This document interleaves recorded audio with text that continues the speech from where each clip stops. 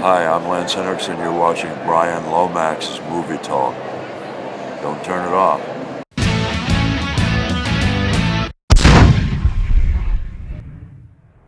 Hello there and welcome to my review of the 1989 Tim Burton directed Batman.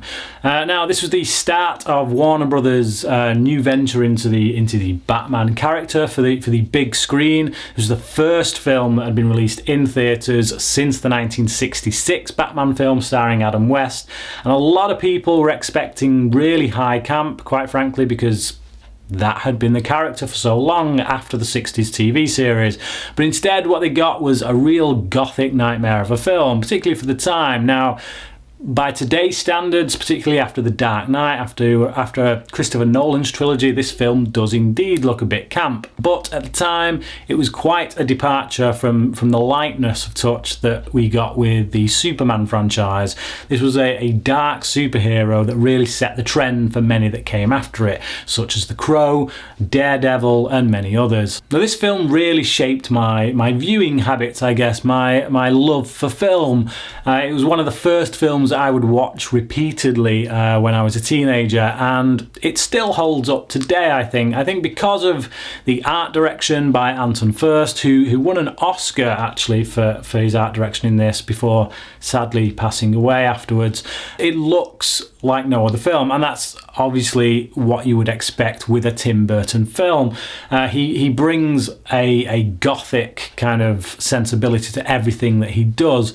Now, when Batman came out, he was fresh off the heels of the success from Beetlejuice, and as a director, an upcoming talent, he hadn't really repeated himself in the way that he has now. Later in his career, we feel like maybe Tim Burton's kind of lost his magic because he tends to repeat the same shtick. But when this came out, man, this felt fresh.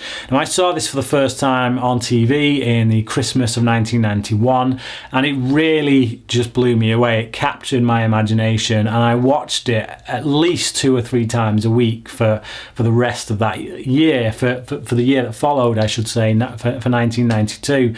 And it's just, yeah, like I say, it's a really cracking film. Now, it's diminished somewhat over time simply because when you watch a film as many times as I have watched this, it is going to diminish. It is because you know exactly what's coming. The effect is going to wear off, but I still have a great love for this film just because of what it meant to me as a teenager growing up as a Batman fan. This introduced me to Batman.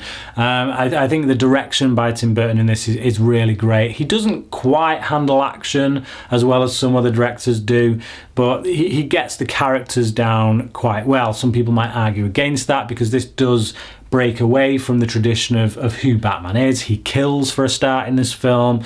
As a fan of the character from the comic books now, I recognise that that's a big no-no if you're going to tackle this character, but hey, you know what? It's a movie. It's its own thing, and Burton decided to do something different with the character. That being said, I do love what he did with the character here, and I love Michael Keaton's performance. Michael Keaton brings this real brooding kind of tortured figure character. Who can argue against Jack Nicholson, quite frankly, as the Joker? Now, Jack Nicholson for this film, they tried to coax him in for it, and he didn't really want to do it.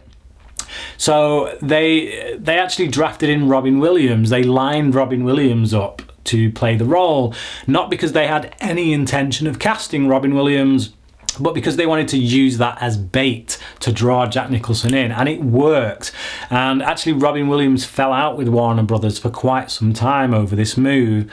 And as sad as that is, we still get one of the best, one of the most iconic screen villains of all time, quite frankly, in cinema. Now, you can argue who is the best between Ledger and Nicholson. Personally, I would go with Ledger. But it was Nicholson that set the ground rules. It was him who literally gave us this character that was larger than life.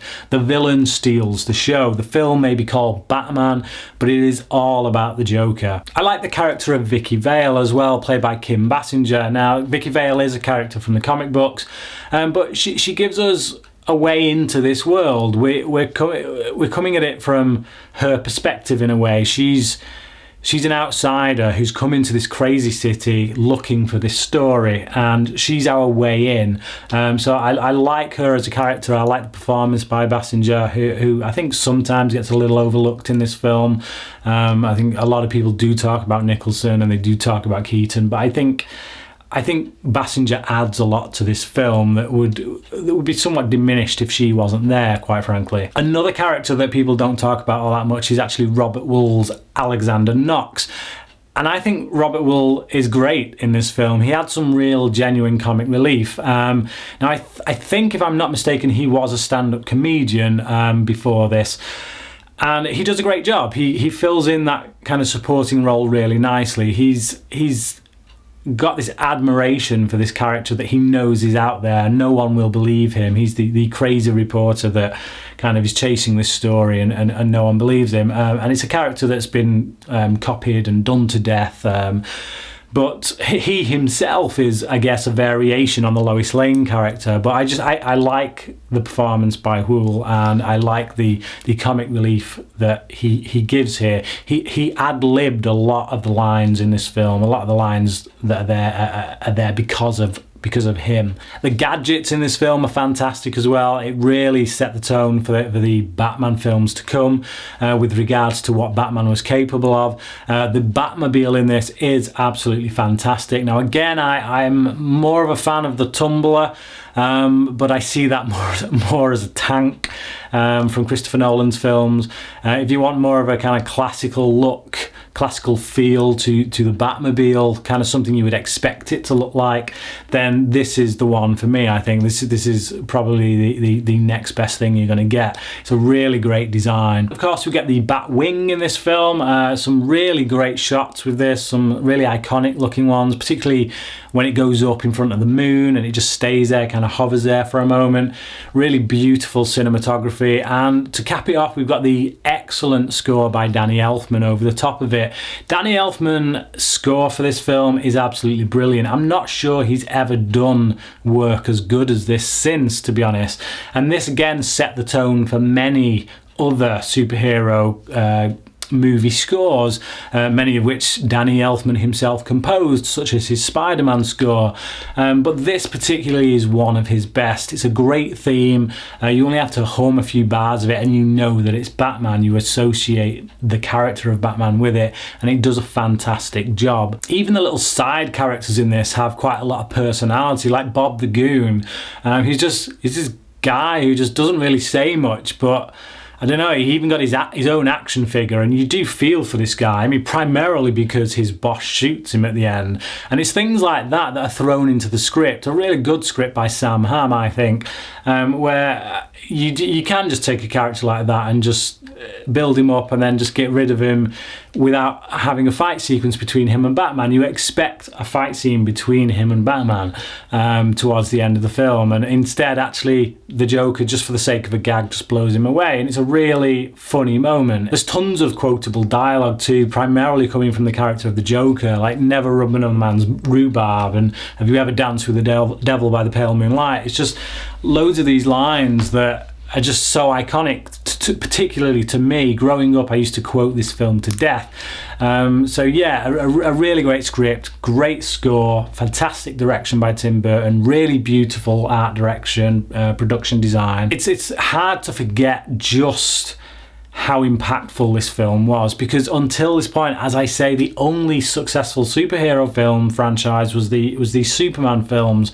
So for this to come along and do something completely different it was a really ballsy move. And like I say, we wouldn't have the superhero movies that we have now if it were not for this film. As I say, the effects of this film has diminished somewhat over the years simply because of the number of times I've seen it. And if I was to judge it on those terms, I'd probably give it an 8 or a 9 out of 10. But I have to really give credit to what this film did for me in my youth, and just even now looking at the film, I can recognise all them elements still, even though they've become stale because of the number of times I watched it. I can recognise what it is about the film that I loved back then and that I still really appreciate now. And for that reason, I have to give this film a 10 out of 10. So there you go, there's my review of Tim Burton's Batman. Now tell me this, who is your favourite Joker? Is it Heath Ledger's Joker or is it Jack Nicholson's? Or would you go further back and say Cesar Romero? Please comment below and let me know. And while you're at it, don't forget to click subscribe if you're not already. And if you like this video, then click like on this video. And until next time, thanks for watching. Now this film really shaped my film